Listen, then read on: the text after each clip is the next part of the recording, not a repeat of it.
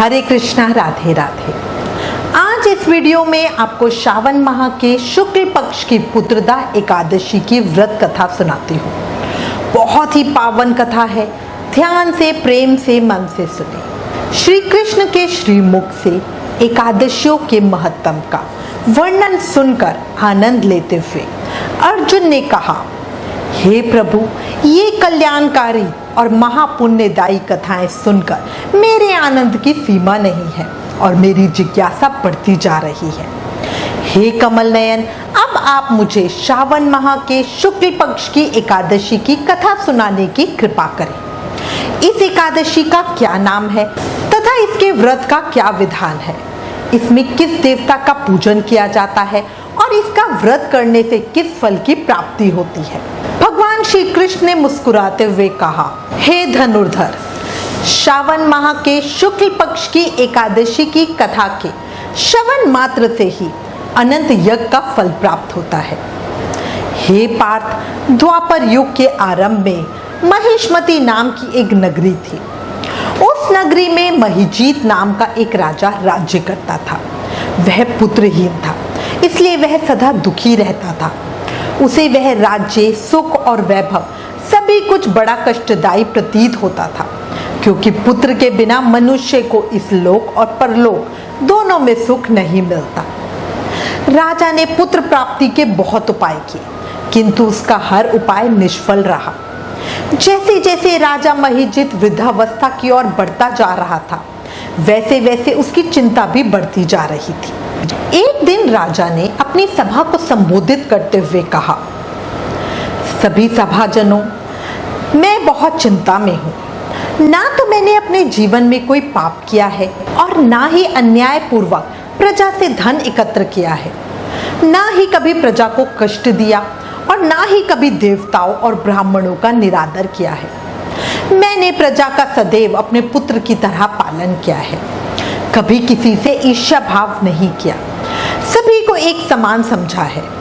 मेरे राज्य में कानून भी ऐसे नहीं है जो प्रजा में अनावश्यक डर उत्पन्न करे। इस प्रकार धर्मयुक्त राज्य करने पर भी मैं इस समय अत्यंत कष्ट पा रहा हूँ।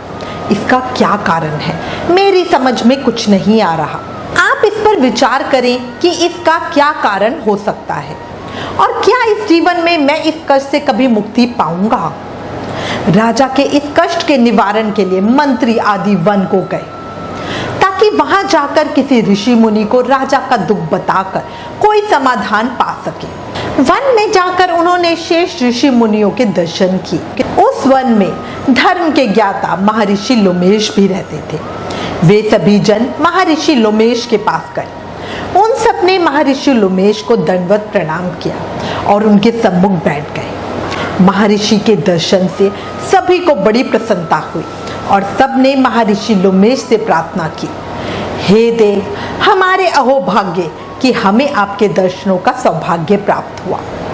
मंत्री की बात सुनकर लोमेश ऋषि ने कहा, हे मंत्रीवर, आप लोगों की विनम्रता और सद्भाव से मैं अत्यंत प्रसन्न हूँ। आप मुझसे अपने आने का प्रयोजन कहें। मैं आपके कार्य को अपने सामर्थ्य के अनुसार अवश्य ही करूँगा, क्योंकि हमारा शरीर ही परोपकार के लिए बना है। लोमेश ऋषि के ऐसे मधुर वचन सुनकर मंत्री ने कहा, हे ऋषिवर, आप हमारी सभी बातों को जानने में ब्रह्मा से भी ज्यादा सामर्थ्य हैं, अतः आप हमारे संदेह को दूर कीजिए। महिष्मती नामक नगरी के हमारे महाराज महिजीत बड़े ही धर्मात्मा व प्रजा वत्सल हैं। वह प्रजा का पुत्र की तरह धर्मानुसार पालन करते हैं, किंतु फिर भी वे पुत्रहीन हैं। हे महामुनि, इससे वह अत्यंत दुखी रहते हैं। हम लोग उनकी प्रजा हैं, हम भी अनेक दुख से दुखी हो रहे हैं, क्योंकि प्रजा का यह कर्तव्य है कि राजा के सुख में सुख माने और दुख में दुख माने। हमें उनके पुत्रहीन होने का अभी तक कोई भी कारण ज्ञात नहीं हुआ, इसलिए हम आपके पास आए हैं। अब आपके दर्शन करके हमें पूर्ण विश्वास है कि हमारा दुख अवश्य ही दूर हो जाएगा, क्योंकि महान पुरुषों के दर्शन मात्र से ही प्रत्येक कार्य की सिद्धि हो जाती है। अब आप हमें कृपया करके ये बताएं कि किस विधान से हमारे महाराज पुत्रवान हो सकते हैं। हे ऋषिवर, यह आपका हम पर व हमारे राज्य की प्रजा पर बड़ा ही उपकार होगा। ऐसी करुण प्रार्थना सुनकर लोमेश ऋषि ने नेत्र बंद करके राजा के पूर्व जन्मों का विचार किया। कुछ पलों के बाद उन्होंने विचार करके आंखें खोली और कहा, हे भद्रजनों, ये राजा पिछले जन्म में अत्यंत उद्दंड था तथा बुरे कर्म किया करता था। उस जन्म में यह एक गांव से दूसरे गांव में व्यापार के लिए घूमा करता था।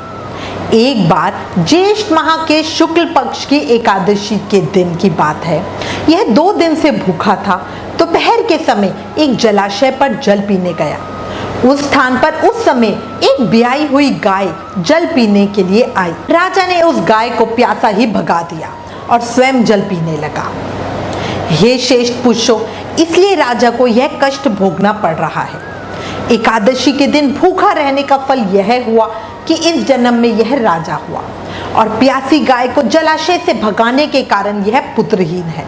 यह जानकर सभी लोग घोर आश्चर्य करने लगे और फिर प्रार्थना करके ऋषि को बोले, हे ऋषि श्रेष्ठ, शास्त्रों में ऐसा लिखा है कि पुण्य से पाप नष्ट हो जाते हैं, अतः कृपा करके आप हमें कोई ऐसा उपाय बताइए जिससे हमारे राजा के पूर्व जन्म के सभी पाप नष्ट हो जाए और उन्हें पुत्र रत्न की प्राप्ति हो।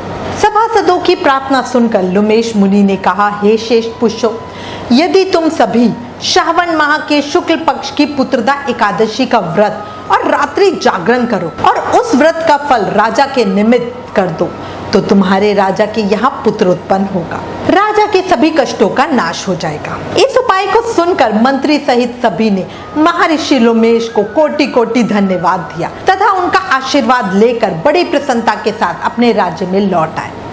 तदुपरांत उन्होंने लोमेश ऋषि की आज्ञा अनुसार सभी ने मिलकर पुत्रदा एकादशी का विधान पूर्वक उपवास किया और द्वादशी को उस व्रत का फल राजा को दे दिया। इस पुण्य के प्रभाव से रानी ने गर्भ धारण किया और 9 महीने के पश्चात एक अत्यंत तेजस्वी पुत्र को जन्म दिया। हे पांडुपुत्र, इसीलिए इस एकादशी का नाम पुत्रदा पड़ा। पुत्र की इच्छा रखने वाले मनुष्य को विधान पूर्वक श्रावण माह के शुक्ल पक्ष की एकादशी का व्रत करना चाहिए। इस व्रत के प्रभाव से इस लोक में सुख और परलोक में स्वर्ग की प्राप्ति होती है। एकादशी कथा महत्तम समाप्तम। कितनी सुंदर कथा है। इस कथा में भगवान श्री कृष्ण ने सबको यही बताया है कि पाप कर्म करते समय मनुष्य यह नहीं सोचता कि वह क्या कर रहा है, परंतु शास्त्रों में लिखा है कि मनुष्य का छोटे से छोटा पाप भी उसे भयंकर दुख भोगने को विवश कर देता है। अतः मनुष्य को पाप कर्म करने से बचना चाहिए, उन्हें डरना चाहिए, क्योंकि पाप नामक यह दैत्य जन्म जन्मांतर तक उसका पीछा नहीं छोड़ता। प्राणी को चाहिए कि वो सत्य व्रत का पालन करते हुए भगवान के प्रति पूरी श्रद्धा व भक्ति रखे और ये बात सदैव ध्यान रखे कि किसी के दिल को दुखाने से बड़ा पाप दुनिया में कोई दूसरा नहीं है। ओम श्री नारायणाय नमः।